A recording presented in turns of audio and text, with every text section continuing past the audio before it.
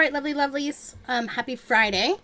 So, today we are going to continue talking about flowering plants and talk a little bit more about their specific types of adaptations that they have that some of the other plants don't have.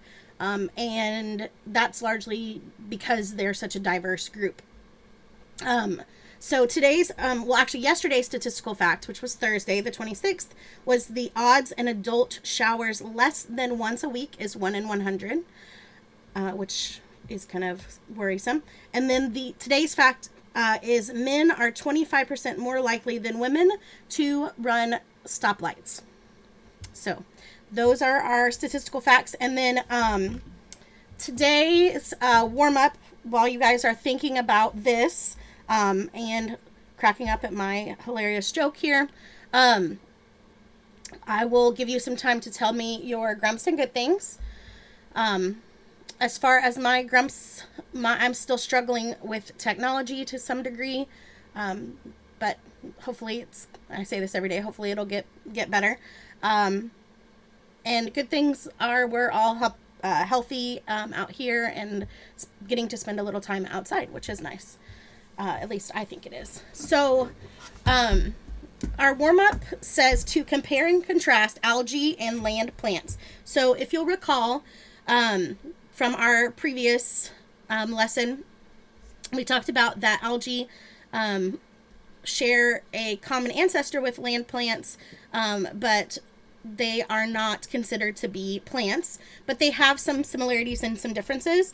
And so we're going to compare and contrast.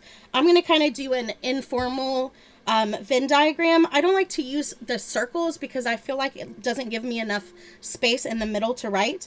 So I'm going to kind of do it as boxes, which I know is kind of weird, but it just works better for me. So this, on this side, we'll say this is the algae. And then here are our land plants, or just plants in general, is what I would say. And then here's our both. So we can start filling this in. Hopefully you guys could tell me some of these at least. So they both have chlorophyll. They're both undergo photosynthesis. They both have cellulose in their cell walls. They store their glucose in the form of starch, and they're both eukaryotic. So they're in the same domain, which is eukarya.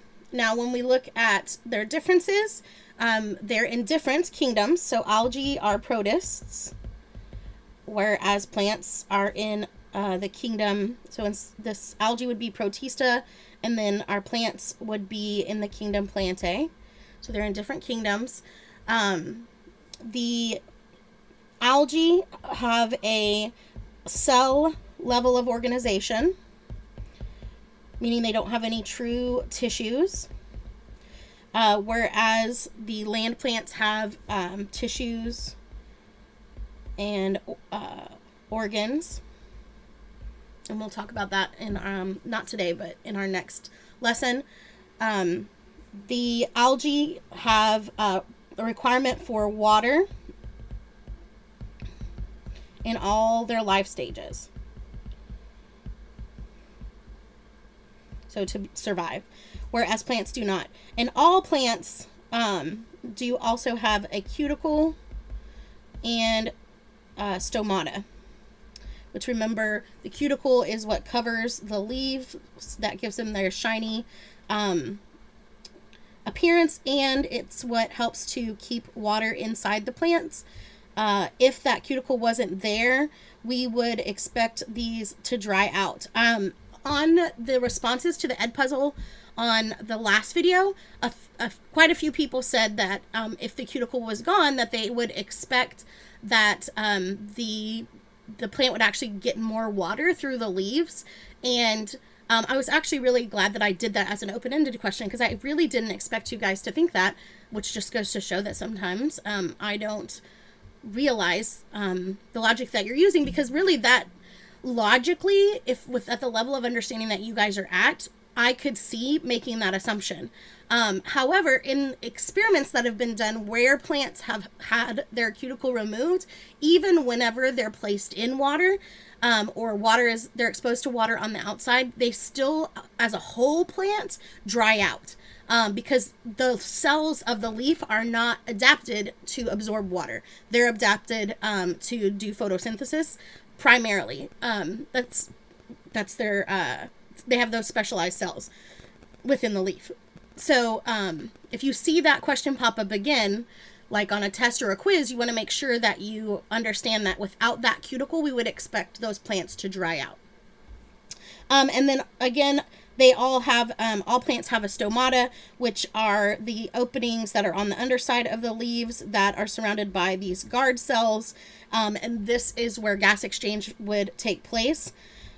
So what we would expect is if the plant were flooded and it had too much water, we would expect those stomatas to be able to remain open because the guard cells would be engorged with water, so they would be pushed open, and then that water could evaporate out in a vapor to keep the plant from getting too much water and suffering from that.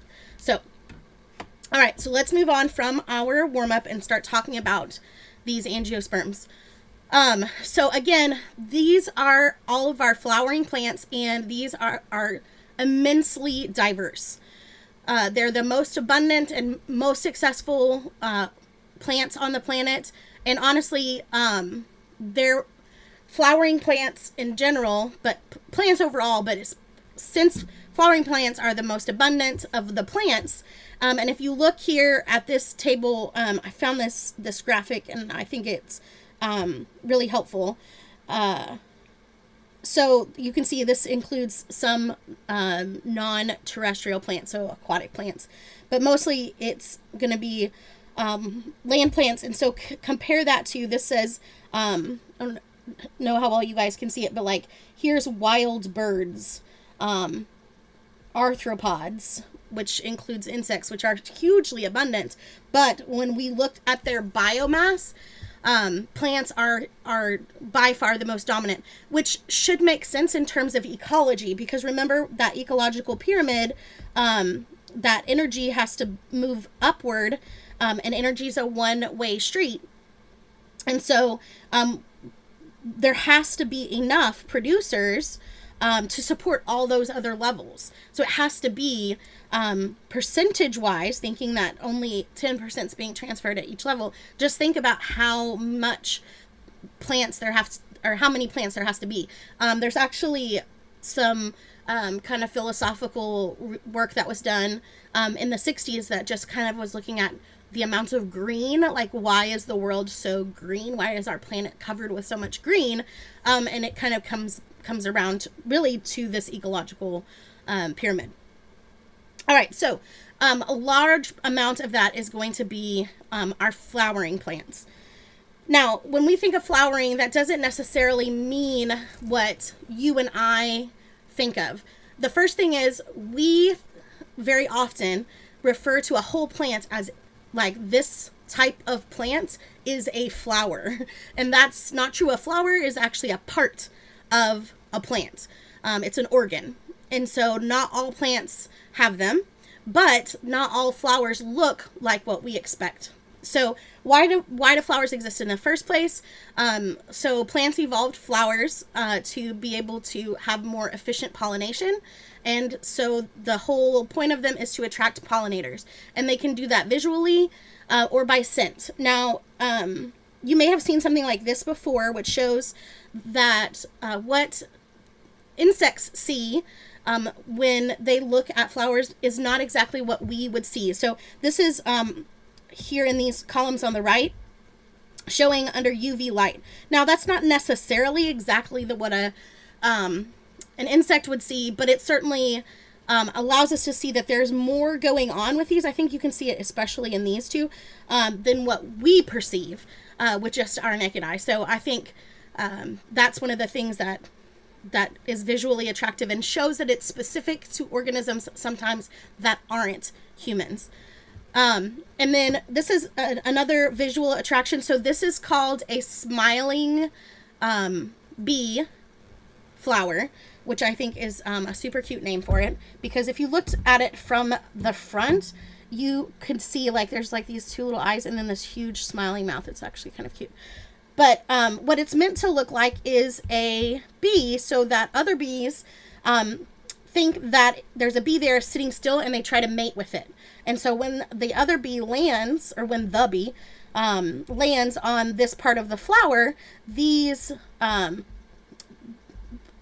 well, these are anthers. We're going to talk about what they are in a few days, but these anthers here are going to drop pollen on the head of the insect and then of the bee, and then they'll take it with them to the next plant. They also produce a scent. Mostly that's an attractant that smells sweet, like nectar. However, there are some plants that have adapted to have or have evolved to have a different scent. So this down here, you may have seen what's called a corpse flower. This is called a corpse lily. I think it's a corpse lily. And so it smells like rotting flesh. And so it's going to attract carrion insects. So insects that eat things that are dead and decaying animals.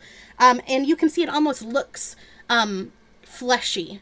So it's kind of gross, but interesting. So this is some of the variety of ways that animals can be attracted to flowers. There's a huge amount of diversity in this, but this just gives you kind of a little bit of an idea. All right. So in addition to attracting them, there has to be a payoff. There has to be something that would cause these pollinators to come back over and over. And ultimately, that's going to be a food source. Now, most of these animals are going to feed on nectar. We sometimes confuse that with pollen. Now, sometimes the animals do eat pollen, but that's actually pretty rare. Most of the time, they're eating the nectar. And so, and I included this, I went to add a whole bunch of different things on here because we mostly think of insects, which obviously insects are, and bees in particular, are pollinators. But there are lots of pollinators that are mammals as well, and vertebrates, including mammals.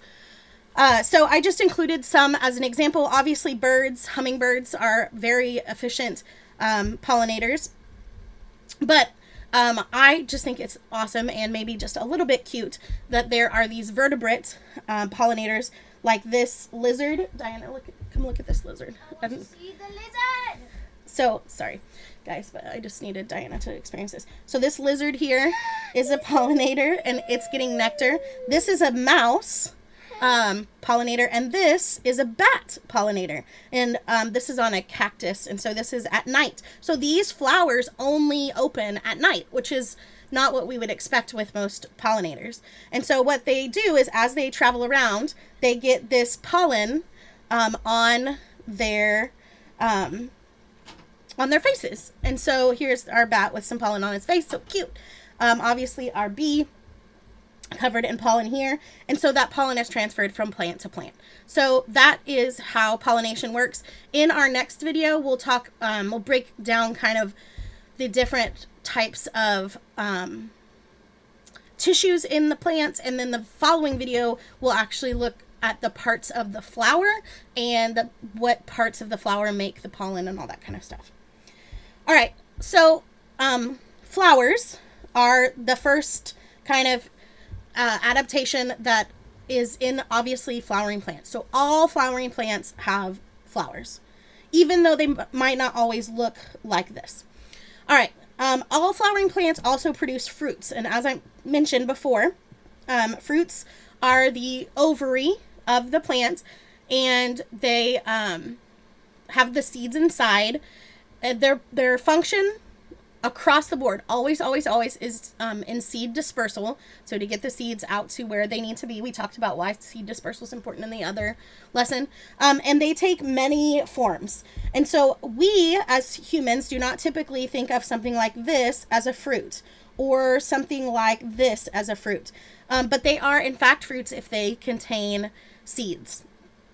Okay, that's the definition of a fruit. And like I said, all flowering plants produce fruits. Okay, so there's a lot of diversity within the fruits and a lot of diversity within the flowers, but all flowering plants produce both of those. All right, that slide didn't need to be in there. All right, so now when we're talking about these angiosperms, these flowering plants, there's a lot of different types of adaptations that are not consistent through all of the members of this group. So not all angiosperms are going to have the woody stem type, or they're not all going to have the herbaceous stem type.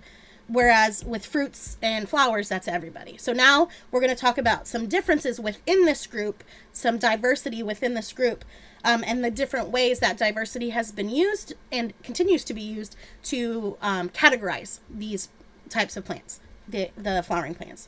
All right, so the first one we're going to talk about is based on their stem type. So they can have a woody stem type, or what's called an herbaceous stem type. So let's start over here on the left with woody stem type. So what allows for this woody stem type is what's called lignin. Okay, this is a vocabulary word that you need to know, lignin. Okay, lignin is a carbohydrate that is in the cell walls of these types of plants, that is not in the cell walls of the herbaceous plants. And it's only in some of the cell walls, not all the cell walls of the woody plant, but some of them. Primarily the ones that make up the stem, or what we would probably call the trunk.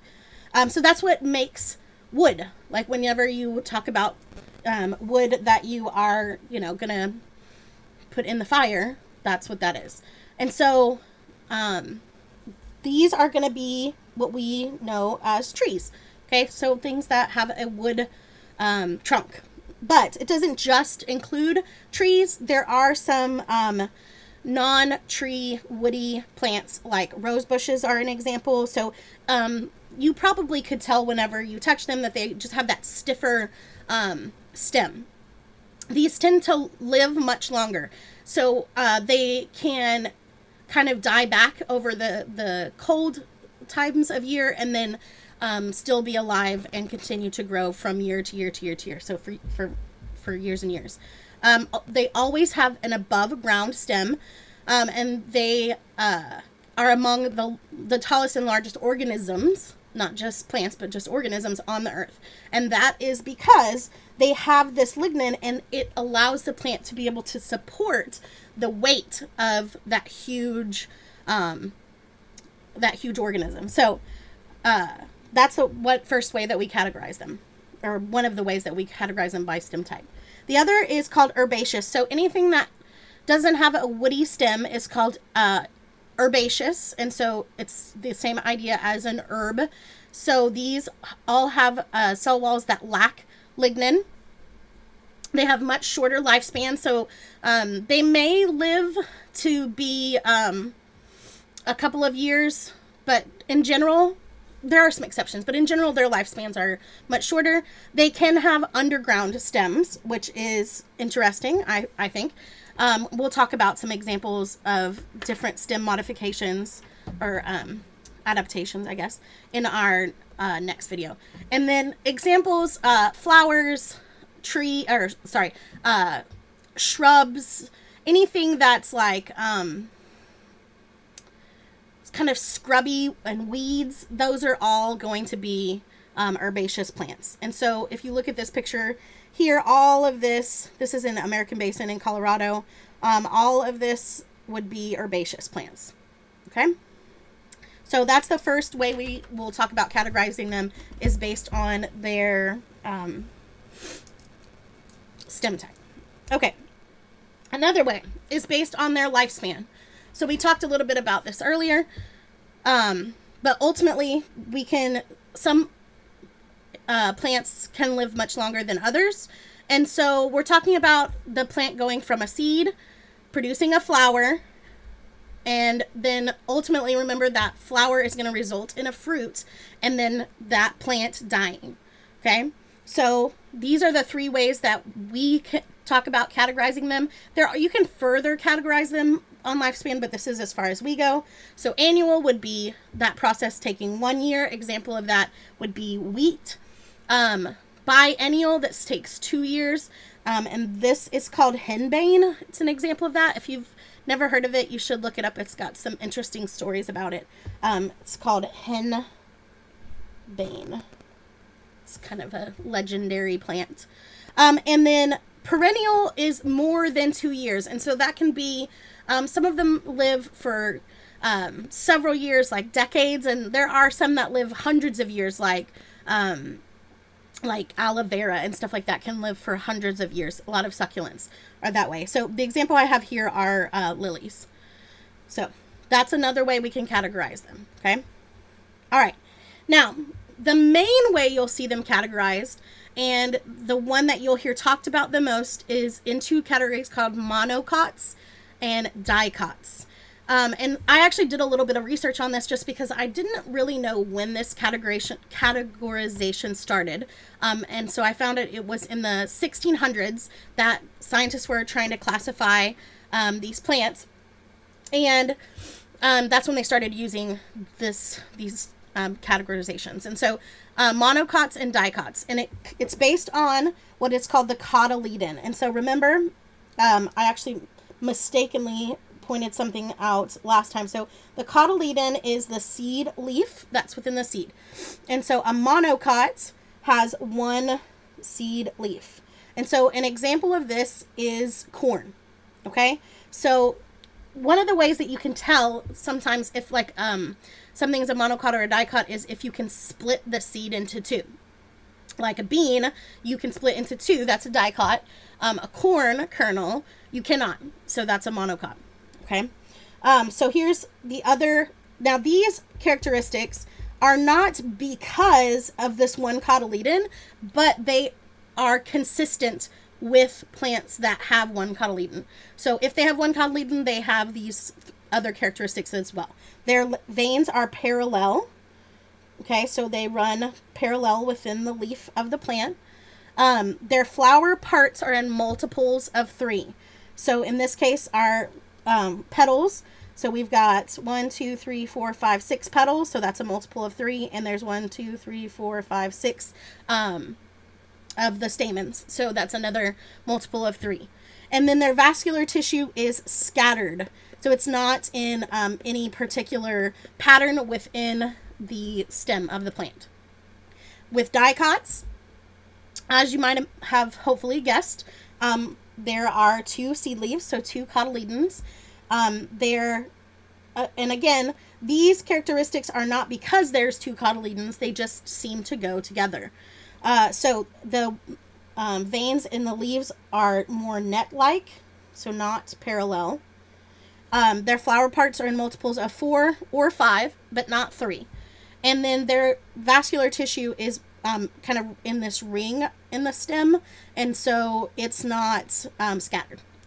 So that's the difference between monocots and dicots. And so that's a big categorization within angiosperms, monocots versus dicots. So make sure you know that. And then when we look at the whole plant, you can kind of just see that a monocot plant in general looks different than a dicot plant. So you would probably already, having just this level of explanation, if I showed you a plant, be able to tell me if it's a monocot or a dicot, because it just is pretty obvious the differences. You can probably list some monocots that you know and some dicots that you know. All right, that's it for today. It's a little bit shorter than some of our others have been. Hopefully things are going well for you guys. If you need anything, please communicate with me. My internet is getting better. All right, I miss you.